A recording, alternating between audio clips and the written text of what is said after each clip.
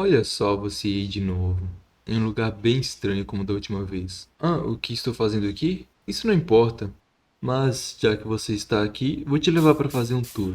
Relaxa, não precisa ter medo, vai ser bem divertido. Olá, o meu nome é Astra e hoje vamos explorar um conceito bem popular.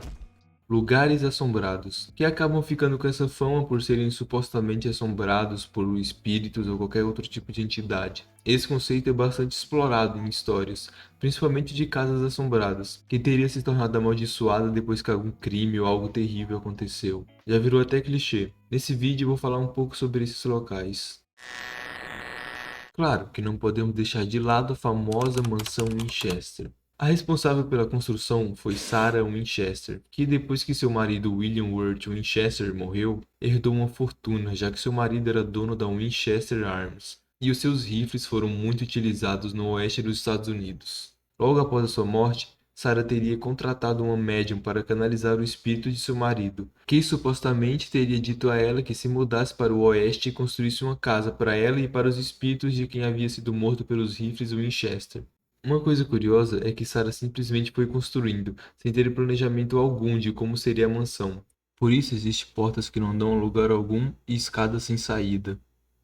A mansão chegou a ter 7 andares, mas acabou perdendo parte de sua estrutura depois do terremoto de 1904 e atualmente conta com 4 andares e 160 cômodos. Saindo das casas assombradas, que já é bem clichê, vou falar um pouco sobre algumas florestas, começando pela... Provavelmente você conhece pelo nome Floresta do Suicídio.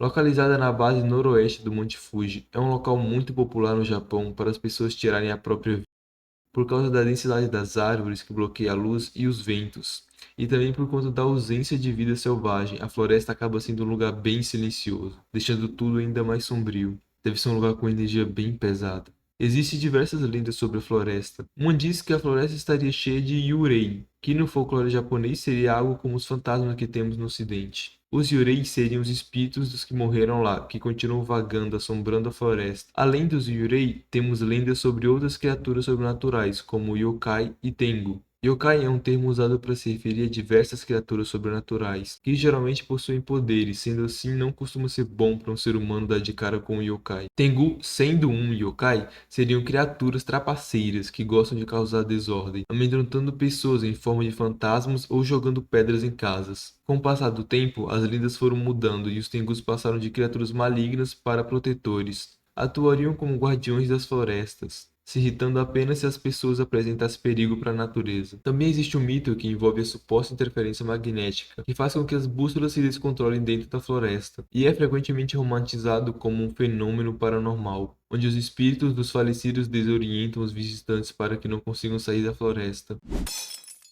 Essa lenda teria uma explicação mais científica, que isso ocorreria por causa da alta quantidade de ferro que tem lá. Mas o ferro não tem capacidade para alterar o campo eletromagnético e desorientar as bússolas, que na verdade acaba sendo só um mito. Saindo do Japão, vamos dar uma voltinha pela Romênia, começando pela floresta de Royabatio. Para quem não sabe pronunciar, é assim mesmo que fala. E para quem sabe, shh.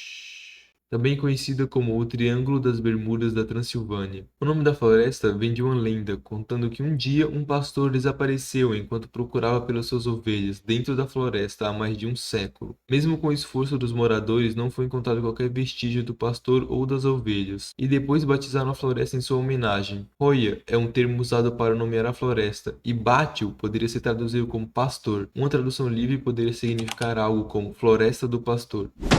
Ai, essa doeu. Não sei como vim parar aqui, mas ainda não terminei de falar sobre a floresta. Dentro da floresta existe uma área conhecida como Zona Morta, que é um grande espaço circular onde a vegetação não cresce há anos. Muitas pessoas acreditam que isso acontece por causa da radiação que OVNIs poderiam ter deixado no local, ou até mesmo que seria um portal para outra dimensão. Claro que não basta só os alienígenas. Existem muitos relatos sobre vozes, ruídos e aparições fantasmagóricas. Já que eu tô aqui, vamos sair um pouco das florestas. Continuando na Romênia, vamos ver o que eu acho mais legal. Sim, castelos.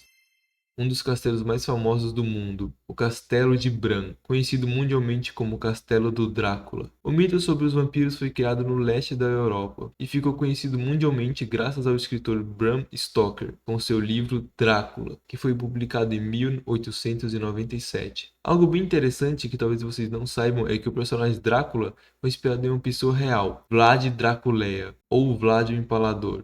O nome Drácula ou Draculé significa filho do dragão. O termo Draco significa dragão em latim e também significa diabo, então o nome também poderia ser traduzido para o filho do diabo. A história começa com o pai de Vlad o Empalador, que se chamava Vlad Draco. Ele governava Valáquia, região próxima à Transilvânia. Depois da invasão da Valáquia pela Hungria, ele foi assassinado. Quase 10 anos depois, Vlad o Empalador voltou para pegar o trono da Valáquia. Isso acabou confundindo as pessoas que pensaram que Vlad Draco havia retornado à vida. E foi assim que começou o mito sobre a imortalidade. Vem comigo, a gente explora um pouco e eu te conto mais. Vlad o Empalador ganhou esse nome e ficou conhecido por causa da sua crueldade. Um dos métodos de tortura que ele usava era empalar os seus inimigos nas estradas do seu território. Ele colocava as pessoas em cima de uma estaca de madeira enorme, através do ânus, até que a pessoa morresse. Isso demorava de horas até dias. Mano, que coisa horrível. E é por isso que o chamam de Vlad o Empalador. Algo interessante é que Vlad o Empalador nem sequer morou no castelo de Bran. Existe uma suposição de que ele teria passado por cerca de 10 dias no castelo, na condição de prisioneiro do rei da Hungria. Mas por conta da descrição do castelo do romance Drácula, as pessoas começaram a associar ele ao castelo de Bran. Ufa, passar por todos esses lugares foi bem cansativo, hein? Deu uma fominha. Espero que tenha gostado. A gente se vê no próximo vídeo. Se você conseguir escapar, é claro.